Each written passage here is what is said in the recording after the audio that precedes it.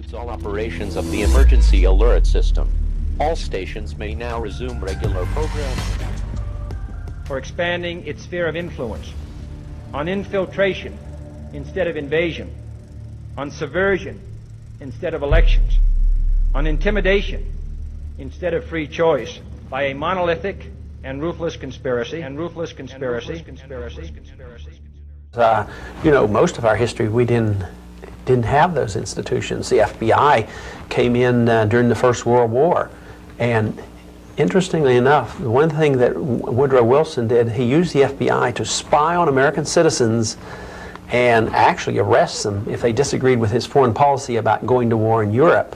And isn't it interesting how recent they used it in the Vietnam era? Democrats used it there. Republicans used the FBI to spy on 100 different groups in this country, including the churches, who disagree with the policy in Central America. It almost looks like the FBI was designed to spy on Americans who might be disagreeing with policy, especially the foreign policy. So the FBI, although I don't think I can condemn everything they've ever done, because I'm sure some of the investigations and investigation of crime has been beneficial, but that could be accomplished through Justice Department within our states. We wouldn't reject that portion of it. But I think the FBI has kept and continues to keep a lot of records on a lot of individuals. The CIA has only been here since 1947. Their record is lousy. Alright, so we have to talk about the big story going around right now. And we will get into the details, but I'm sure you've heard a lot of people talking about this. So, for this video, I want to tie the Trump parade to the dangers of political tribalism. Yes, political tribalism, cognitive dissonance, and being incredibly short-sighted is a massive problem we face as a nation. There are so many individuals who are blinded by this, excusing corruption for the sake of their political ideology. And the funny thing is, they would say the exact same thing about people who follow my line of thinking. Everything is very, very strange right now. But anyway, I'm getting off track. This is where the short-sighted aspect comes into play. I guess the left, I don't know, they just don't seem to realize what they're walking into. At least, I hope they don't, because if they do and are going along with it anyway, well, that means that people are even more stupid than I originally thought. But how can we take any of the FBI's actions at face value? Especially when 2 years ago, the FBI staged a fake kidnapping of the Michigan governor. Or last year, for example, when the FBI neglected to do anything about an Olympic doctor raping dozens of female gymnasts. What about the FBI agents who were antagonizing the Buffalo mass shooter? I could go on and on. Court records raise new questions about an undercover agent. Good evening, I'm Clarice Tinsley. First on Fox News at 5:30. The undercover FBI agent spent months infiltrating ISIS sympathizers who wanted to wage terror. His mission brought him to the Curtis Culwell Center in Garland on May 3rd, 2015. It was the night two gunmen tried to shoot their way into a controversial Muslim cartoon contest. Now, the attackers were killed, but not because of the undercover agent. And that's raised many questions. Fox 4's Sean Rabb has the story.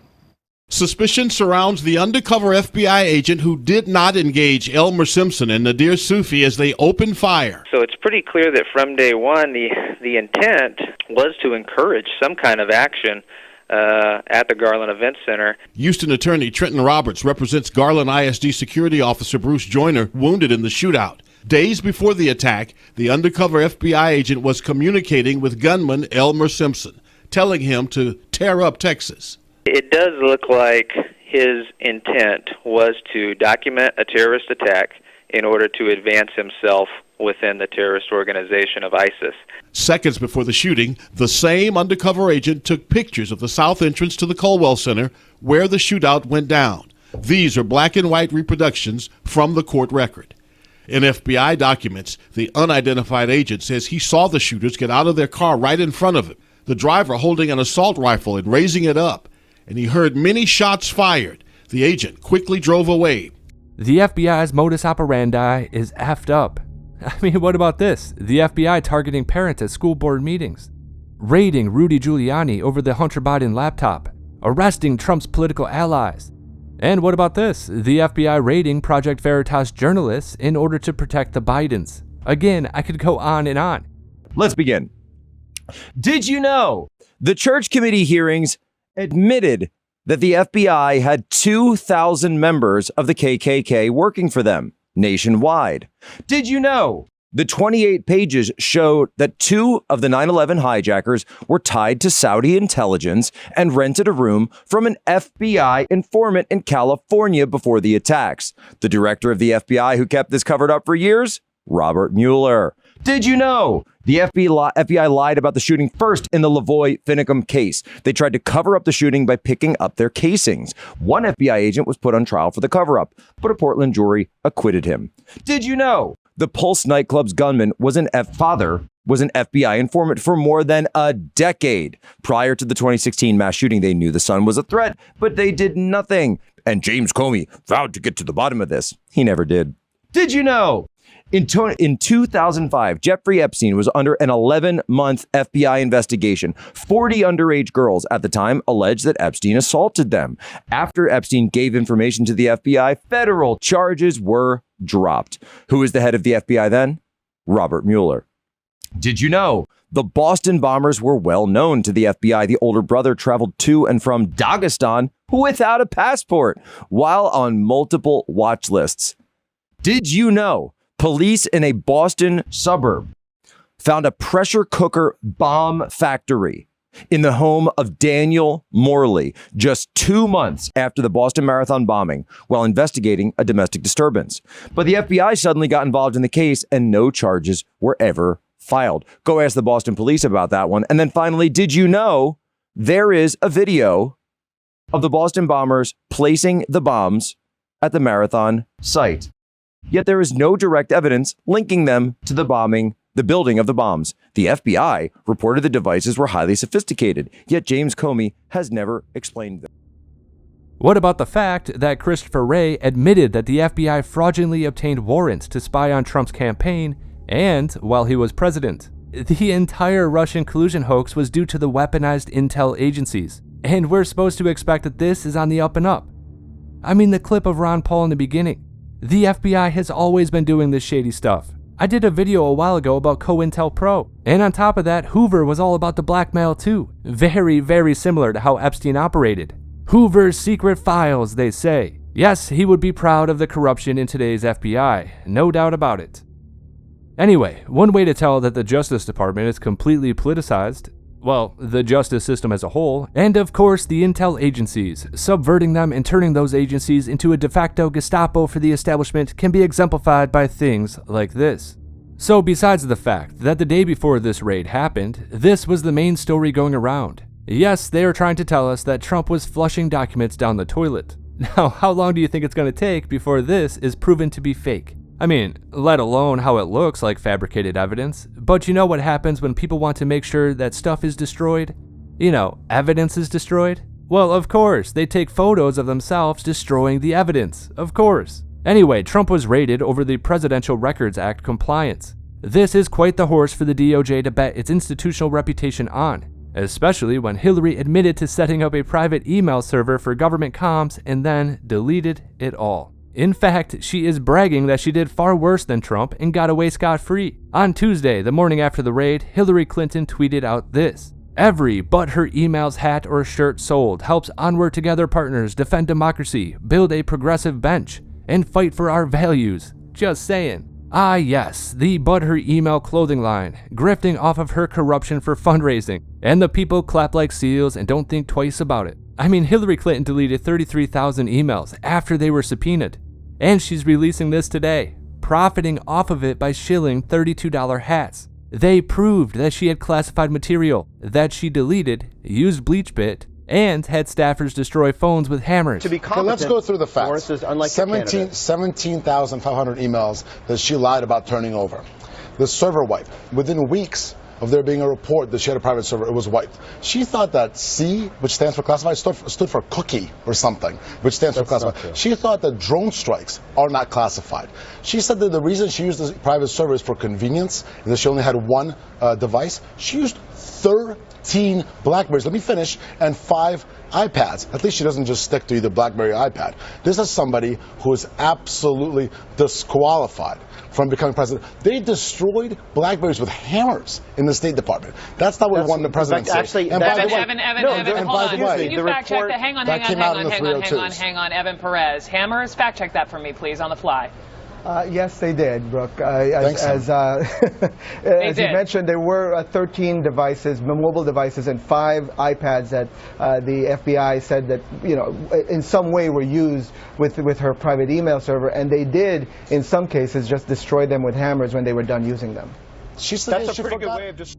And Comey came out and said they couldn't prove intent. So that was it. I did not email any classified material to anyone on my email. None of these emails should have been on any kind of classified system, not even Gmail. Well, first of all, nothing was marked classified. To the contrary. Nothing was marked classified. There is evidence. Nothing was marked classified.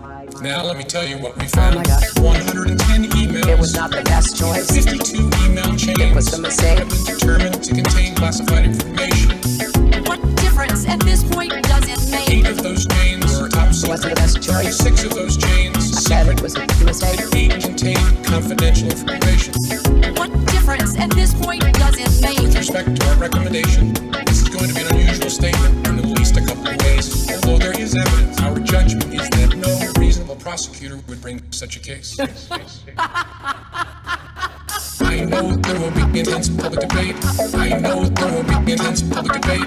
I know there will be intense public debate. What difference at this point does it make?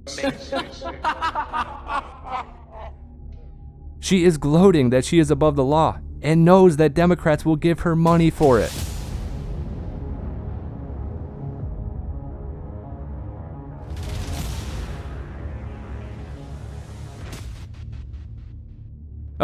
Okay, I don't think I'm explaining myself correctly. I'm not even addressing whether or not Trump had classified documents at his place, even though we have stories like this coming out saying that the documents were declassified anyway. But when you hear Pelosi come out and say that this proves that no one is above the law, well, it actually proves the opposite. I mean, with all of the corruption we know about, this has never been done before. They could have done this sort of stuff with the Clintons. They could have done it with Hunter Biden. What about Eric Swalwell and the Chinese spy? I mean, does Eric Swalwell have any classified documents in his house? When he was sleeping with a Chinese spy. Did Fang Fang have access to his home office? Was there anything there that was classified? I don't know. We'll never know. What about Dianne Feinstein and her employment of a Chinese spy? For over 20 years, she had a spy working for her. And did that spy get his hands on any classified documents within her property? I don't know. We'll never know. I mean, they could have raided Nancy Pelosi over insider trading. Does she have any classified material related to government programs and deals with corporations? Any insider tips hanging around her house? Who knows? We'll never know. And what about the Epstein clients? Is the FBI raiding anybody involved with that? I don't think so. The point is, we know they let this stuff slide for everyone within their little club. Everyone else, well, they decide to use the law to destroy you, especially political opponents. All this proves is that if you're up against the establishment, they will come for you. Again, the argument I am making isn't even necessarily about if Trump had or did not have classified documents. It's about the selective use of applying laws. There is a clear two-tiered system. If you are in the establishment, part of the crony bunch, well, then you are, in fact, above the law. That's what this proves. Yes, we should apply the law equally, I agree, but this proves the complete opposite of that. They do not apply laws equally. This is the stuff that rips societies apart. The ramifications of this will ripple throughout the political landscape. The illusion has been broken many times, and this just adds another rift between how our system is supposed to work and how it actually works. Yes, the quote-unquote "we must save democracy" crowd is actively advocating and celebrating corruption, nepotism, authoritarianism, and selective enforcement of laws in order to push through their centralized power structure. They openly advocate for getting rid of checks and balances on power, weakening election systems, delegating governmental operations to the private sector, and are using the judicial system as a way to target political opponents. Saving democracy, they say. And I'm surprised there are so many people who do not see the games being played. It's all projection, or some sort of linguistic inversion. They do this with everything. A recession? Nope. Change the definition to ensure our narrative keeps going. The Build Back Better bill did not work. What? People are worried about increased government spending? New taxes on the middle and lower class? And they are worried about inflation? Well, maybe we should just rename the Build Back Better bill to the Inflation Reduction Act. Even though it will increase inflation. But who cares? We have a bunch of political tribalists who will believe everything we say. They say that we must save democracy by using the intel agencies to arrest and target political dissidents. We should arrest and confine protesters to solitary confinement even before a trial. We must change election laws and whittle away at political representation. We must use the private sector to target political speech. And of course, weaponize the media to push false stories in order to get the political outcome we desire. We must utilize a two-tier justice system, going after average people who disagree, make examples out of them, and instill fear in those who oppose us, all to save democracy. And so on and so forth, in sequent toil do we fall. Now, are they just too short-sighted to, see how the pendulum will swing back in the other direction at some point in time? They will get rid of these checks and balances, rework the system, and use intel agencies as a Stasi force. Well, eventually, someone will get in power that they don't like, and they will use all of those subverted forces against them. They are playing a dangerous, dangerous game. A game that will affect every one of our lives, and set us back to a feudalistic, monarchical system. We will have some sort of quasi-political royalty, consumed by oligarchs. And of course, the people will be completely separated from legitimate political representation. Well, shit, I guess we're already there. I mean, what a sordid web they weave. Check this out.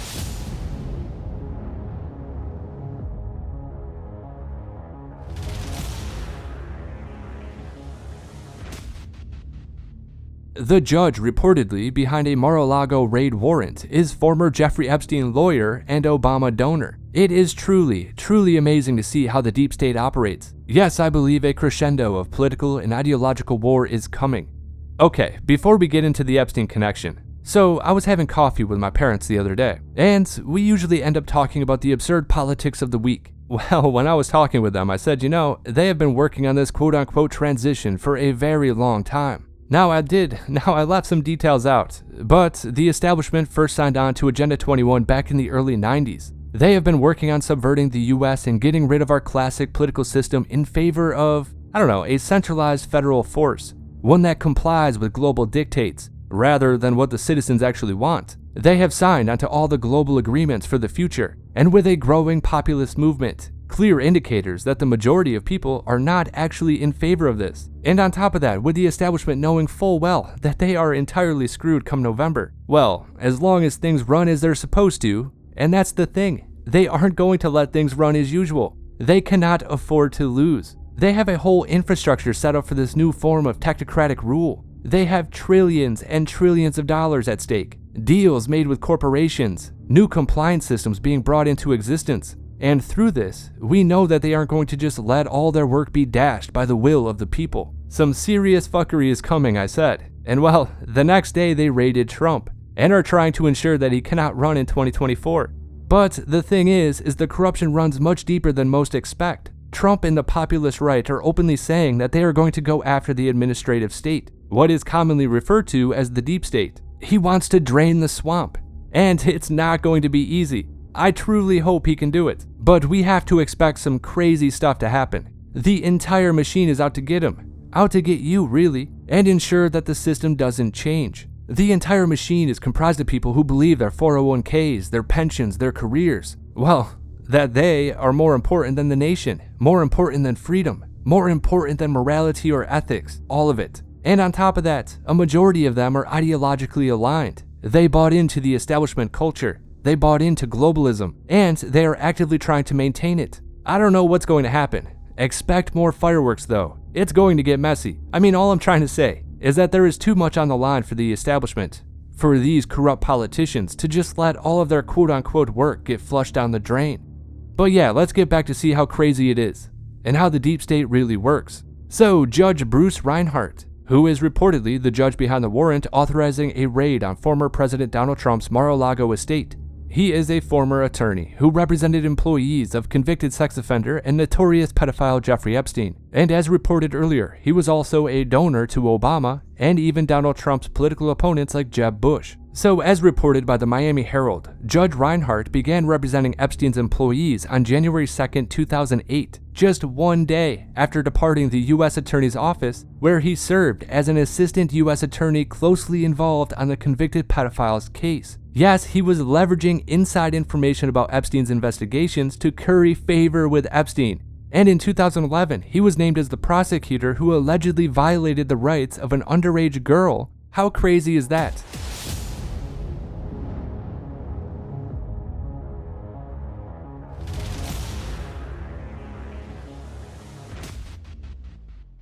Now, it does take a lot of effort to set aside political tribalism, and I find myself getting caught up in it too. I have to make a conscious effort to put that aside, and I don't think nearly enough people actually put in that effort. What I mean is this. At this point, when I hear a story about Trump, really any populist or conservative, I immediately say, yeah, right, I doubt that's going to pan out. Because over and over again, we see initial reports come out, everyone freaks out, the liberal media, the establishment media, all of the Mockingbird elites, and even the Mockingbird Twitterati rail against it, believing that they are being told the truth by the media. And then we find out it's completely false. It's not just Democrats though. The Republicans do this too, and it's against their own party. And that's because we have a uniparty, the establishment.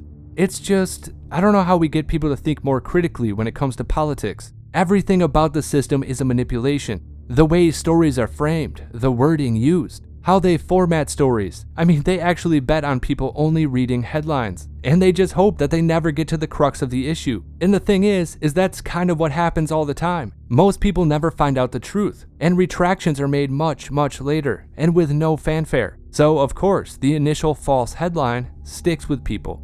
They bet on everyone's stupidity and blind allegiance to their political party. The political tribalism that we are experiencing is allowing massive corruption on a scale that is truly mind-boggling. We know this goes way, way back. This corruption and this New World Order crony corruption has been going on for a long, long time. However, just, normal people are now vehemently defending the most egregious acts by their party. And of course, they overlook the details just to get a gotcha moment. The thing is that the corruption will continue as long as the masses continue to willingly blind themselves to the truth.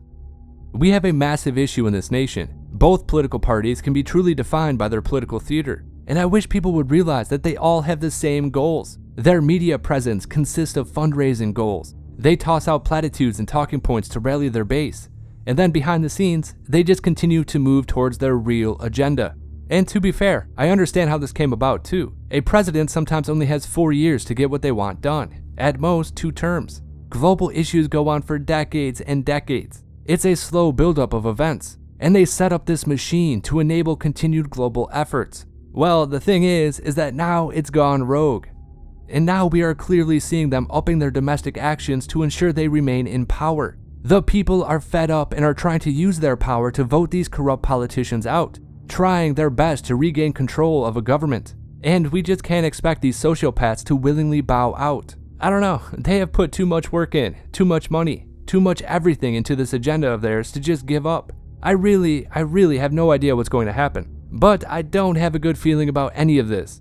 If we continue down this trajectory, then all will be lost. We cannot allow intel agencies, federal agencies like the FBI to be used to target political opponents of the establishment. No matter what your feelings are regarding Trump, MAGA, political opponents, etc., we cannot encourage corruption and dismiss these massive, massive issues just because at this particular moment in time, you believe it fits with your personal political goal. It will be used against all of us at some point. You cannot give these corrupt politicians that much power and just expect things to be okay. And here's the thing, both sides of the aisle have to come together to root out corruption. We need to reestablish checks and balances on power. We need to rid the judicial system of activist judges. We need to bust the tech monopolies and get to the truth regarding their collusion with the uniparty to silence and change narratives. We have a lot of things to clean up, and it's the only way forward. A nation with this level of corruption and the audacity to which they commit these crimes should be concerning to everyone, all political parties, all factions, and all citizens. There is no future when you are dominated by corporate interests, corrupt politicians, and sociopaths who view power as the only viable currency. I just don't think the left realizes that they are giving up everything for a momentary dopamine hit of tribalism. None of this is good. None of this leads to better political discourse. None of this enables true justice to take place. By going along with this high-level corruption, Even the activists and the Democrat voters are giving up on all their perceived moral goals for a better future. They are giving up on the issues they care about without even knowing it. The establishment will use their naivete in order to gain power, using their cognitive dissonance and their indifference towards their criminal activity just as a way to grab onto irreversible control, only to then turn on those who sat back and allowed this to continue. Eventually, the people you empower through your tribalism will use that power against you, enslaving you to a new form of tyranny. And when it happens, those same people will say, "How did this happen?" Well, we know how it happened. It was through naive takes on the lure of power, what humans will do to gain said power, what humans will do to hold on to said power, and weaponizing your own short-sightedness against you. That's how it happened. Once the establishment has that hold, once they have that unchecked power, all bets are off. I just really don't think many on the left realize what they're getting themselves into.